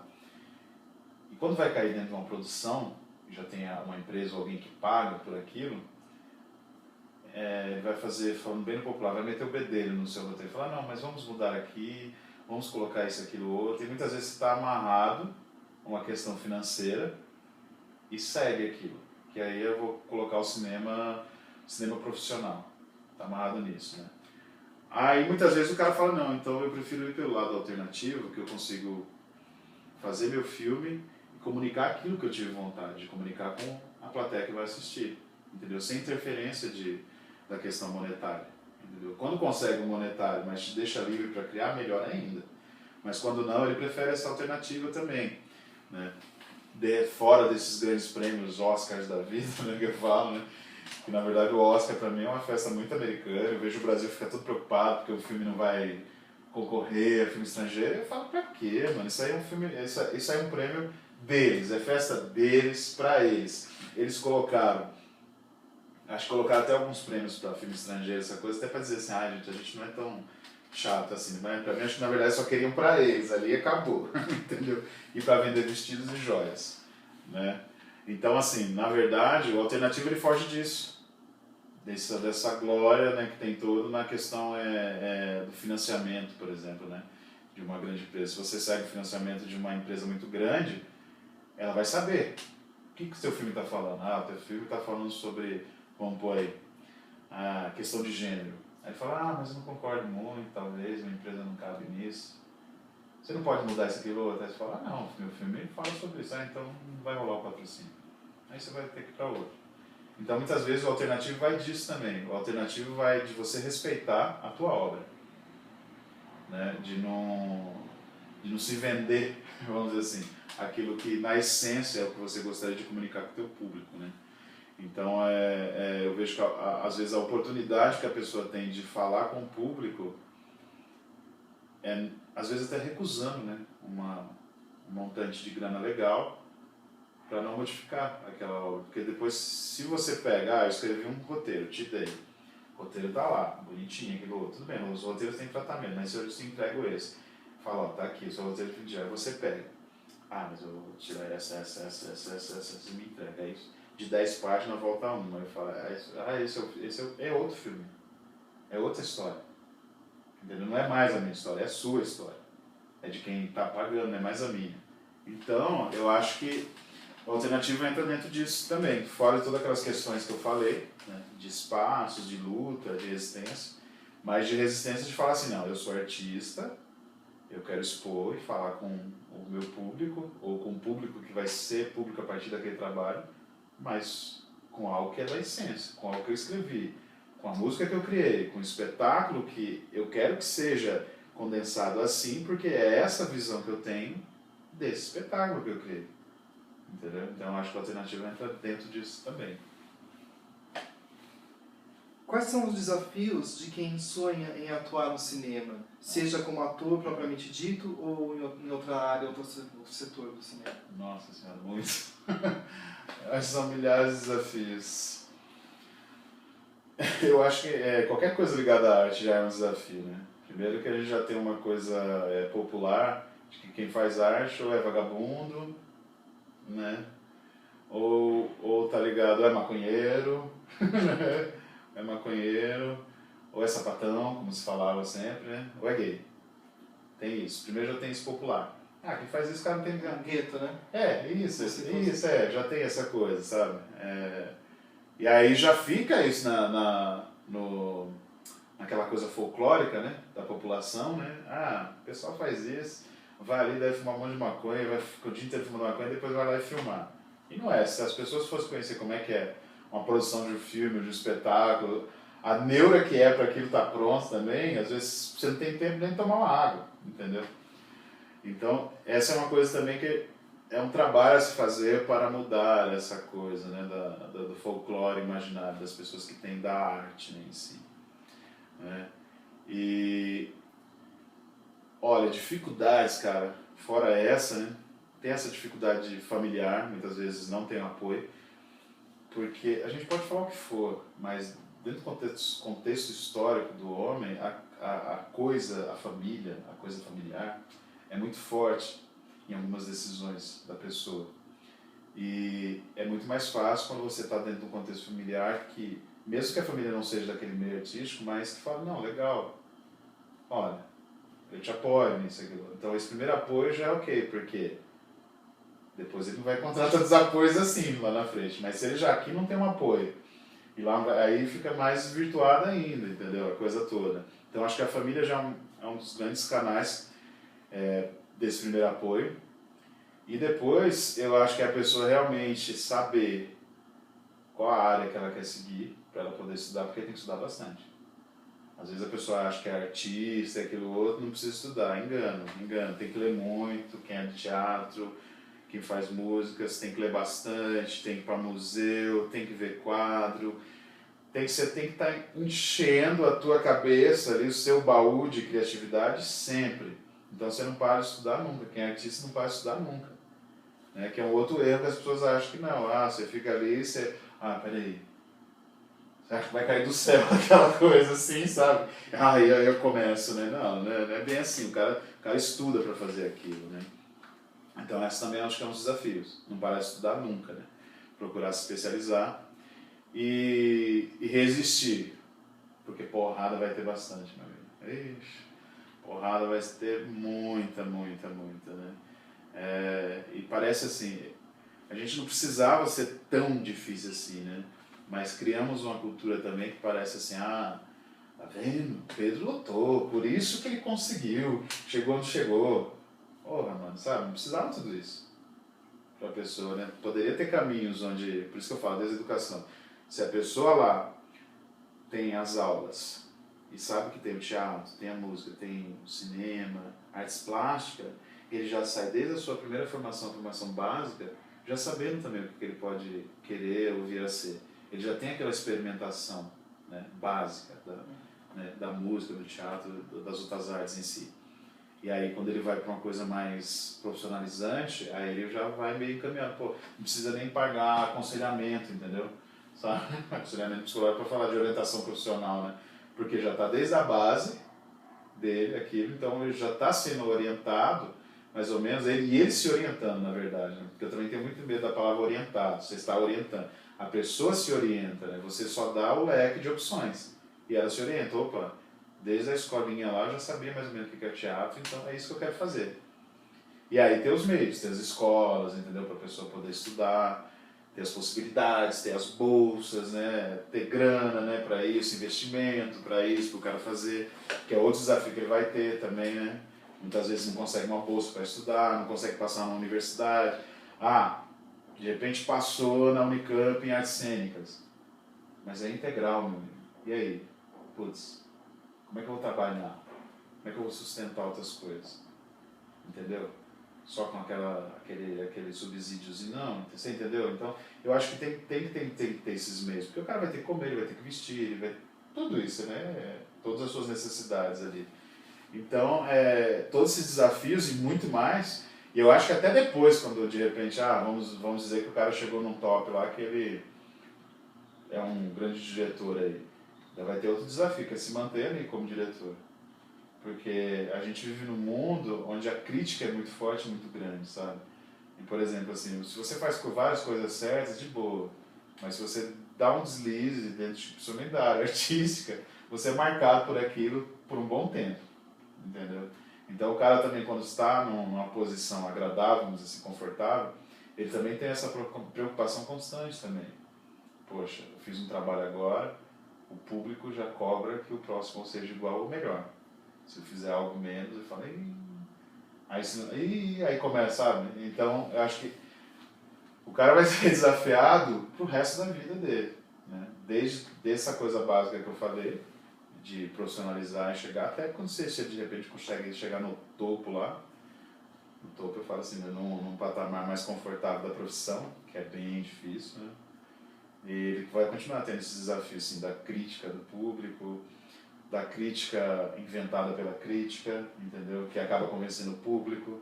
Que hoje eu também vejo assim, muita é crítica inventada pela crítica. Aí joga pro público e o público aceita. Sabe, parece... Eu vou pôr uma fala. Outro dia eu tava num curso, e aí o professor... Tem alguém falando. E o professor de circo, chegou e falou assim, nossa, eu queria um dia chegar dar uma aula onde minhas crianças ficassem quietinhas e viessem certinho fazer minha aula de circo. Eu olhei pra ele e falei, nossa, cara, onde é esse mundo aí que você tá criando? Crianças robôs. Eu falei, a não ser que antes você dê Ritalina pra eles, né? Porque hoje é a coisa do momento, né? Ritalina, né? Toda criança criativa é Ritalina. O cara não aguenta mais, aí é óbvio, né? A criança, imagina, uma criança que taca a energia dela daquele jeito, tá aqui na entrevista, e mexendo em você, aquilo outro, taca a Ritalina, vai ficar... Então a gente quer a sociedade dopada, né? Na verdade, e a crítica também é isso. A crítica muitas vezes ela quer dopar a sociedade. Ela não quer fazer refletir. A crítica muitas vezes ele nem vai ver o teu trabalho, né? Mas coloca a notinha lá. O novo livro do Pedro Augusto é mais um aí no meio. Aí isso vai para milhares de pessoas que às vezes respeitam aquele crítico, que, perdão a palavra, é um bosta. E aí fala, realmente o livro do Pedro é mais um. Mas nem leu, entendeu? Eu acho que até para criticar tem que ler. Eu me lembro que quando lançou aqueles 50 Tons de Cinza, que foi uma febre, eu falei, eu vou ler esse livro, para saber, né? Aí sim eu pude criticar, que é uma bosta o livro, entendeu? Mas eu fui ler, eu não ia poder falar assim, realmente, gente, esse livro é ruim. Sabe, é a história hoje de briga em redes sociais, né? Redes sociais é isso. Pessoas jogam mas falou mesmo, Lula é ladrão, ou fulano é ladrão, não sei quem. Aí hoje, peraí, meu camarada, né? Você convive com a pessoa? Você está do lado? Quem te falou? Não, mas fulano falou. Que fulano? Sabe? Eu acho que isso permeia dentro do jornalismo, que hoje eu falo assim, eu tenho muitos amigos jornalistas, e eu falei, vocês não têm nojo de algum jornalismo barato que tem hoje aí, que joga uma informação do nada, aí o público recebe aquilo, nem degusta e vai replicando, sabe? Não vê fonte, não vai ver realmente se aquela notícia é real ou não. Eu falei, isso é muito perigoso, né? Morrem pessoas por causa disso, entendeu? Então hoje virou assim, na verdade a gente está numa sociedade do espetáculo. Tudo é espetáculo, mas tudo muito artificial, entendeu? Não tem uma coisa embasada, né? Que eu acho que entra dentro dessa pergunta que você fez. Estou falando demais, quando você sabe cortar, você fala, né? Você fica à vontade, é um espaço totalmente livre para a gente poder falar sem limites. Opa, vou livre. De acordo com sua experiência no curso do Núcleo de Cinema Experimental Senart, como você avalia a evolução dos alunos? Como que você sente eles assim no primeiro dia de aula até a apresentação do filme? Como que é? Essa é a coisa mais gostosa de ver, porque nos primeiros dias você vê aquela interrogação, né, nos olhos, né? Porque tipo assim, e minha também, né? Principalmente, acho que a angústia maior é minha, né? Que estou ali orientando, porque eles ficam naquela interrogação, ok, o que será que vai ser isso? No que será que vai dar isso? Será que realmente essa pessoa tem cacife para estar ensinando? Será que ele não está me enrolando? Sabe aquela coisa assim? E às vezes, muitas vezes, curso de graça, às vezes a pessoa acha que por ser de graça é qualquer coisa. O orientador está te passando qualquer coisa. Ah, porque é de graça mesmo, eu não vou ficar uma madrugada, como eu já fiz várias vezes, preparando aula para outro dia. Entendeu? Então tem esse folclore também que acho que o de graça não é como vinho. Tem alguns dos melhores vinhos já provados por grandes enólogos que custam o quê? 50, 60 reais. E às vezes a pessoa acha que o vinho melhor é aquele que custa mais de 1.000, entendeu? Então tem isso também, essa dúvida. E a minha angústia de falar assim, meu Deus, será que eu estou atingindo essa pessoa mesmo? Será que eu preciso... E isso é gostoso, porque tanto eu como eles vão procurar mais coisas. E o que eu via de resposta é que quando acabava as aulas, eu pegava meu carro para ir embora, eles estavam sempre na esquininha, perto do espaço, discutindo a aula e já pensando em outras coisas. Então, esses detalhes, depois eles iam falar, Daniel, depois daquilo, a gente ficou discutindo lá, falando sobre isso. Eu falei, pô, tá funcionando, entendeu? Porque, para mim, a aula, a questão educativa, ela sai do espaço onde você está ensinando e vai para o seu espaço físico todo. Se você vai para casa do namorado, ou vai para um cinema, mas você continua, entendeu? A aula, acho que quando ela funciona, ela permeia tudo isso. E eu via que permeava eles, né? Que ficavam tendo ideia, montava grupo no WhatsApp para ficar discutindo. Traziam coisas, porque eu falava, gente, eu não sou o cara que domina o saber aqui. Vou até onde eu sei trocar com vocês, tragam coisas também. E aí vinham coisas maravilhosas, né? E daí você sentia, e principalmente quando eu trazia os convidados, né? Que era legal, porque aí tinha essa coisa mais do real da profissão, né? Porque eu assim, eu gosto da aula do cinema, mas eu não estou no meio, assim, do cinema mesmo, porque senão eu teria que nem dar aula, só procurar fazer isso. Então eu procurava pessoas que eu estava trabalhando tecnicamente, ou dirigindo, ou alguma coisa do tipo. Então eles já se sentiam no meio também, para ver as angústias e dificuldades. Uma vez eu trouxe um menino lá, o Daniel Pato, que trabalhou durante muito tempo com o Karl Hamburg e outras pessoas, e ele falou, esses dias eu estava até pensando em estava sonhando em ter algo fixo, porque às vezes você tem um trabalho, mas acaba também. Aí fica 3 meses, aí depois fica 6 meses sem receber, por exemplo, entendeu? Aí ele foi fazer Big Brother, como diretor lá do Big Brother. Ele falou, Daniel, tem que ser. Ele falou assim, não é o que eu queria, mas a grana vai rolar. Então ele está trabalhando lá como um dos diretores lá de câmera do Big Brother. E ele contando isso, e o pessoal já começa até a cair na realidade. Porque acha que às vezes trabalhar para uma Globo, uma coisa do tipo, é coisa não. Às vezes, ele falou, às vezes tem que ficar 12, 13 horas em estúdio gravando. Ele falou assim, eu tinha uma namorada que ela falava assim, quando eu chegava, como eu só convivia com isso, eu chegava e ficava falando só sobre isso. Aí ela falava para ele, você só fala sobre isso. E aí ele se tocava. Porque a vida dele era só aquilo, ele ficava 12, 13 horas dentro do estúdio gravando, era só aquilo. Aí o que queria discutir? Entendeu? Então, muitas vezes a pessoa acha que também, né, a glória toda. E isso era muito legal para os alunos, né? Porque trazia meu pé no chão. Tem que ter meu pé no chão, em qualquer área, tem que ter meu pé no chão. E aí, eu acho que depois, quando fazia realizava mesmo, eles como realizador, aí eu acho que era a glória total, né? Porque aí eles pegam e vê o filme, o filhinho deles, né? Eu produzi isso, né? Peguei tudo aquilo dentro de um ano que eu batalhei para aprender e tudo mais, os domingos cansados, às vezes chegar meio inebriado ainda da balada pro curso, e o resultado é esse, né? Eu me lembro não do curso do NEC, mas de uma oficina que eu dei numa escola para molecadinha mesmo, de 9 a 12 anos, do Mais Educação. Que aí quando terminou o trabalho, eu entrevistei as crianças, e eu me lembro de um menininho que ele falou assim, o que você vai levar dessa experiência? Ele falou, eu posso levar aqui, pelo menos na vida eu fiz um filme, né? Isso me marcou muito, né? Essa fala dele, eu falei, olha a consciência que ele tem, realmente, olha, legal. Porque você fala assim, mas a pessoa não fez um filme, por quê? Porque não passou nas grandes redes de cinema? Porque não passou na Globo, é isso? Então não é um filme? Não, é um filme sim.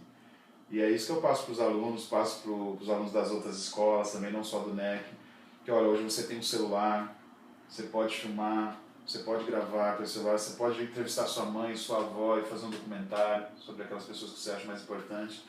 Então, cara, acho que o resultado é esse. Na verdade, o curso ele tem 1 ano, mas ele continua na vontade das pessoas, né? Na verdade. Eu acho que é isso. o cinema, assim como qualquer uma outra forma de arte, pode ser considerado como uma forma de terapia?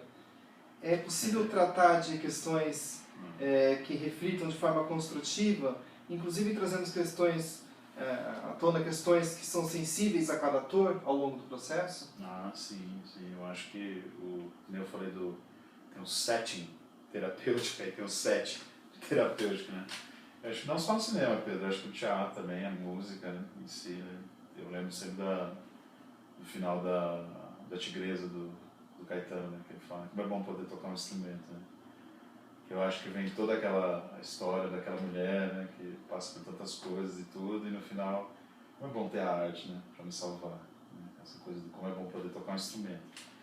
Então, assim, as angústias, desde que você nasce, já elas vêm, começam, né? Desde o momento que você acorda para esse mundo, que acho que não sei se é o Sartre que fala, né? Primeiro você é para depois existir, né?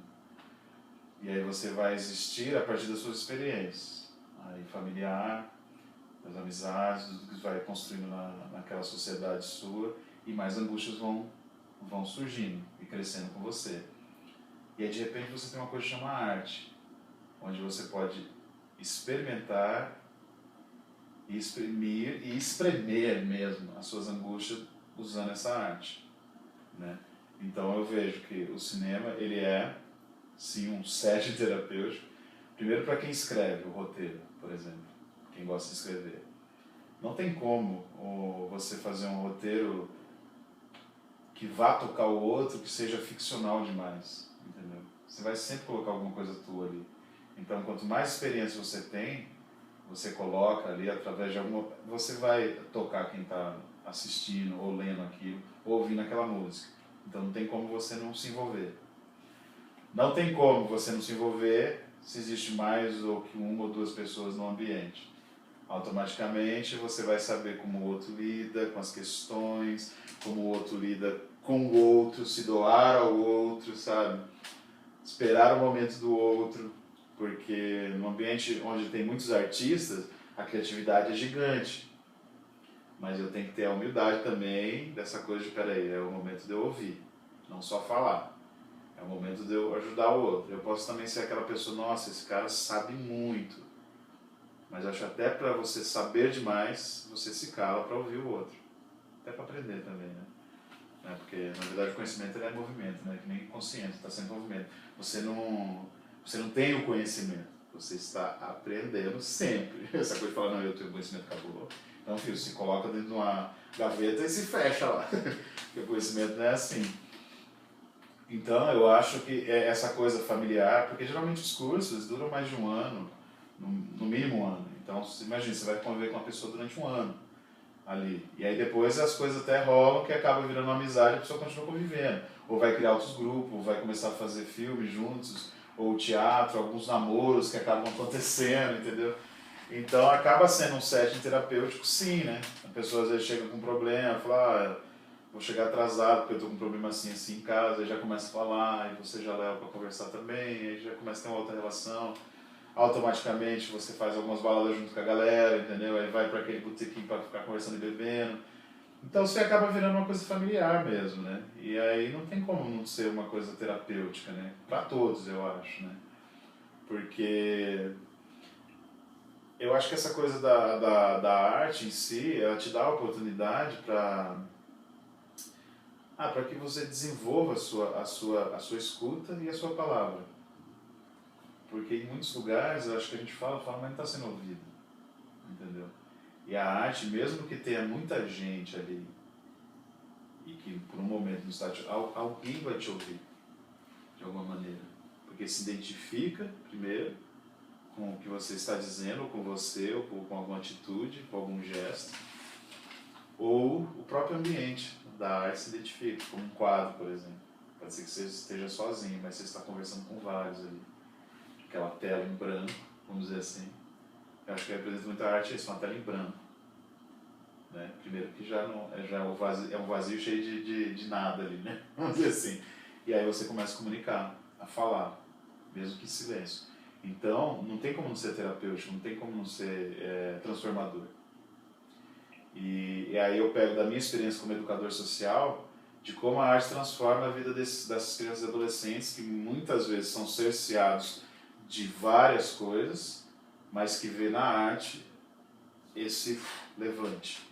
Aqui eu posso ser ouvido, aqui eu posso falar, sabe? Aqui eu não vou ter esse preconceito. Aqui tudo que eu falar tá certo. Não tem aquele errado. Ah, poxa, sabe, que nem uma coisa exata assim, matemática, vamos dizer. Não, aqui eu posso tentar e posso errar, olha que legal, entendeu? Se não aprendi hoje, amanhã eu posso tentar de novo. Então eu vejo muito isso dentro na questão da educação social, com as crianças, com os adolescentes. A oportunidade que eles veem de refletir e ter aquele momento ali que está fazendo uma oficina, ou está debatendo algo, ou está criando algum quadro, ou fazendo aula de maquiagem, o que for. Esse momento único deles, assim, transformador. Entendeu? O único que eu falo porque deveria ser contínuo, né? Na casa, na escola, em tudo. Mas que bom que ele tem aquele espaço para isso, entendeu? E que bom que tem um educador que consegue, né, permear isso, que é difícil educar também. Às vezes a gente está no determinismo, né, de educação assim, tem que ser, né, militar. E não é, né? Se você falar em arte, não funciona. A arte é uma angústia, eu acho, é uma angústia total. Pra mim tem que ser. Gostaria de pedir para você citar 3 filmes brasileiros. É claro que os 3 é pouco, só para a gente dar uma instigada, assim, sabe? Que você considera como essenciais para quem quer ou para quem deve perder o preconceito com o cinema nacional. Certo. Eu acho que o Carlota Joaquim, né? É um dos filmes que eu já comentei aqui. Eu acho que para o público leigo, eu não gosto muito dessa palavra leigo também, mas para o público leigo que não entende de produção desse cinema, é um filme, uma história legal, que fala da questão dos nossos colonizadores, né? Trabalha num lado mais cômico até, né? Essa coisa, apesar que eu acho que foi muita cara do que era, né? A família real, acho que era cômico como aquilo passa no filme.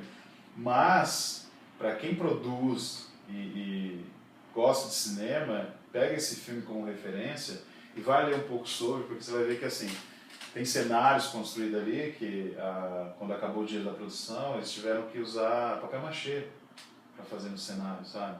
Acabou, não tinha mais dinheiro para produção e tinha que fazer. Tinha uma cenário lá da casa da Carlota Joaquina, que é de papel machê.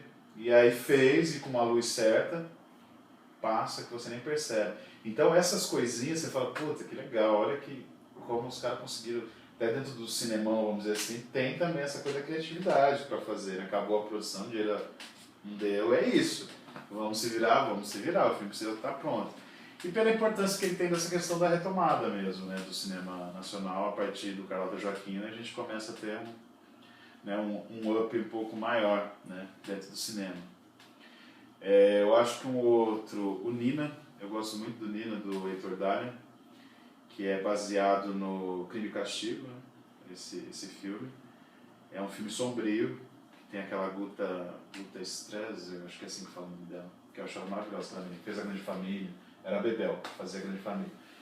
É muito bom esse filme, que coloca assim, o cinema nacional numa outra linha, um pouco mais psicológica, mais sombria de cor e tudo, assim. Então é um filme que vale a pena assistir, Nina. E um terceiro, vamos ver aí, nossa, são tantos, né? Eu vou ficar até meio assim, né? Que me desculpem todos os filmes que eu amo, assim. Mas um terceiro filme, deixa eu ver. Meu Deus, nacional... Eu acho que Aquários, que foi um dos filmes que eu assisti recentemente. Primeiro tem que trazer a Sônia Braga novamente ao cinema, que eu acho que ela tem a história do cinema nacional está junto com a Sônia Braga também.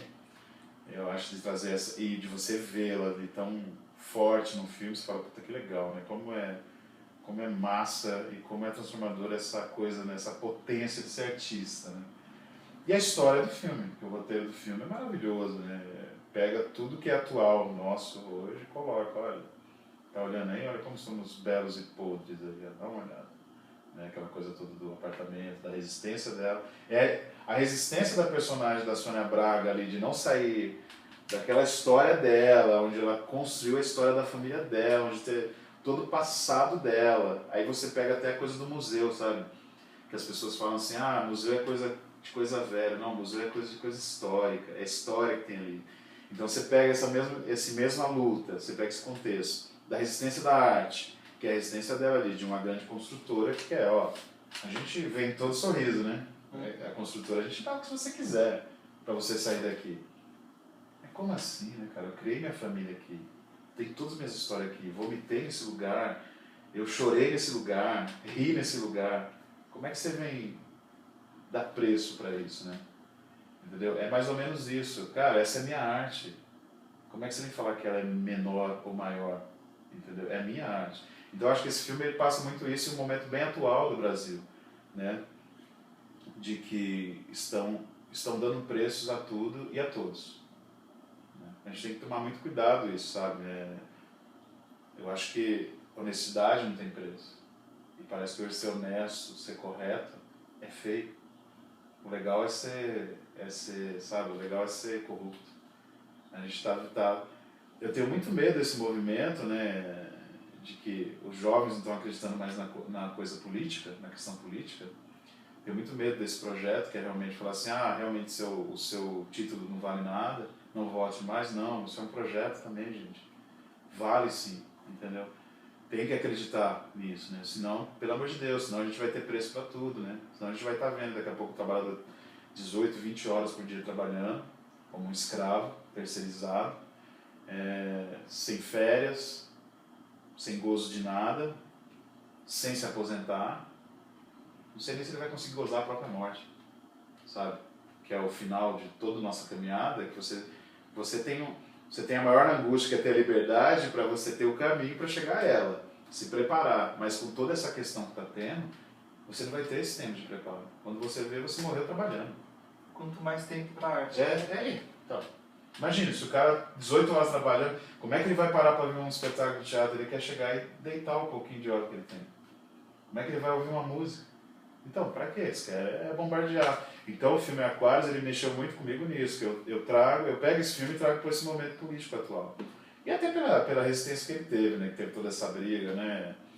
O menino enfrentou muitas coisas, o diretor enfrentou muitas coisas, e que, como é um filme contra o governo mesmo, eles foram internacionalmente falando dessa questão, para falar para o mundo de como o Brasil estava, desse golpe que teve no nosso país, né? Criado por esse partido, né, o PMDB, que vem já de um histórico de golpes desde a sua criação. Então, para mim, é um filme que marcou e marca muito. É uma pena que a gente não vai ver esse filme em vários espaços e passado em todas as mídias, desde mídia social à televisão mesmo, né? Porque a televisão hoje em dia ela é um grande formador de opinião dela, do jeito do que ela quer, dos planos que ela deseja. Então ela vai fazer um filme para você refletir? Não. Ela quer um filme água com açúcar, que você assiste, sessão da tarde, sabe? Assiste, depois esqueça. É isso. E o filme Aquários não é para esquecer, é para você sempre degustar e falar, poxa vida, eu estou aqui resistindo, mas vai ter sempre um monstro gigante que vai falar, não, sai daí, isso não te pertence. Falei ontem um negócio com uma amiga minha, eu vou repetir, eu falei assim, nossa, sabe o que é? A gente resiste, Elizabeth, a gente é que nem as baratas, a gente procura as brechas para resistir, a arte é do mesmo jeito. Ela falou, nossa, barata é um bicho nojento, né? Eu falei, mas para esse grande monstro, né, esse grande irmão, todos nós somos nojentos. Mas nós resistimos como a barata, porque a gente sabe também que se houver uma hecatombe nuclear, a barata sobrevive. A minha arte está dentro disso, para mim a arte ela é essa sobrevivência, e nós somos isso. Procurando todas as brechas possíveis para sobreviver. Sabemos que o sistema, por trás dele tem outro sistema, que tem outro sistema, que tem outro sistema, que tem outro sistema. Combatê-lo de peito aberto, eu morro. Aí eu tenho que ir pelas brechas. Para poder dar a minha aula, para poder olhar na cara daquela criança, no rosto daquela criança e falar, poxa, que legal, olha, fiz um quadro, professor. Esse grande irmão nunca vai saber o que é aquilo naquele momento, só você. Realizamos uma peça de teatro. Atingimos um público. Meu filme está pronto. Olha essa música. Está feita. Outra pessoa ouviu, outra pessoa teve um outro sentimento. Passou para outro, por aí vai. Está feito, né? Essas brechas, essas cadeias. Né? Então, para mim, o Aquarius ele representa muito isso. Né? E milhares de outros filmes, cara. Se for falar, tem muitos outros. Mas acho que esses três, o Carlota Joaquina, que tem uma parte histórica, o Nina, por ter essa coisa psicológica, o pessoal acha que o brasileiro só faz filme... teve muita aquela coisa da pornô chanchada, né? Ah, é filme de putaria. Não, o cinema nacional conta a nossa história. E nossa história está aí. Entendeu? Vamos ver, vamos assistir. Não só tem comédias, né? Essas comédias globais que passam aí, que às vezes levam milhões de pessoas para o cinema, né? Que é para você rir da sua própria desgraça, vamos dizer assim, né? Mas sem pensar muito. São comédias que eu acho muito superficiais, demais, assim. Mas tem muitos filmes que, tem Aquarius é um deles, eu acho. Maravilha. Eu poderia continuar, a gente poderia continuar mais, porque tem muito assunto quando você fala sobre arte, a possibilidade de se permitir invadir pela arte como uma forma de transformação. E eu tenho certeza absoluta que cada um dos seus alunos, a partir do momento em que eles assinam o seu convívio e entre si, quando eles saem e contam para alguém a experiência de fazer um filme, como você falou, isso é uma coisa eterna. E eu acho que nem você tem uma ideia de como que isso pode ter transformador. Acho que você mesmo, que apesar de ser uma pessoa que pensa em tudo isso, eu acho que está além dos nossos pensamentos, nossas suposições, o bem e a transformação maravilhosa que você pode trazer para as pessoas. Por isso, meus parabéns por isso. Eu fico emocionado por ter você aqui comigo falando a respeito disso, que é transformador para todos nós. E que possa continuar transformando muito mais vidas e muito mais histórias por aí. E que esse seu trabalho seja mais um trabalho de resistência também, né? Na verdade, propagar isso, né? Esquecer que é o Daniel que está aqui, ou o Pedro, mas que essas falas, né, que se propaguem, né, pelo ar, né? Que dissoem por aí, que fala, poxa, olha, em algum momento, de repente a pessoa viu só um pedaço, de entrevista um pedaço, mas que aquele momento fechou na vida dela, mexeu. Então acho que isso também é um movimento de resistência, que ele continue resistindo aí, essa questão, né? A cidade, o cidadão e a cidade, que acho que um depende do outro, ele está meio embrenhado, é uma espinha junto do dorsal, né? Esses dois. Eu agradeço, obrigado pelo convite. Então, até a próxima. Quer dizer... Ai, que legal.